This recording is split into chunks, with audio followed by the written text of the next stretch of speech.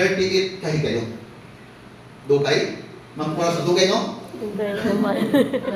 Pero sa unang panahon, ang mga bata na dili pa makausap, ang mama, ang lola, maoy mo usap. Tama ba?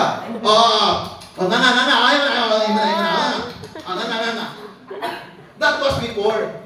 Ang atong walong dapat imong anak usapon. Kanya usan ni tapos ang tuwa karon. Labi na tay kumbira. Tululang ka tululang ka usap dinamoy na. Labi ba makidilo kay sa lechon? Di ba? Sika dilo okay, ubalik mo tayo. Yalo ka tayo tayo mga kumbira. Di ba ang plato wala gyud kay mga gulay na puno sa karne. Di ba, Sir John? Lutson.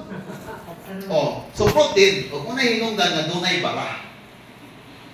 Sabdan ko. Okay. So, if there's a way to hit the bones, then all diseases can be treated. All diseases can be healed. So, usa nga buko, what particular bones? Is the bone marrow. Wow. The bone marrow. So, saan man pag-init sa bone marrow? I-cremate? Okay. So, ang ato ng frequency ang mo trabaho ana. Okay, so kung sama rin karoon nakailapod, kani ako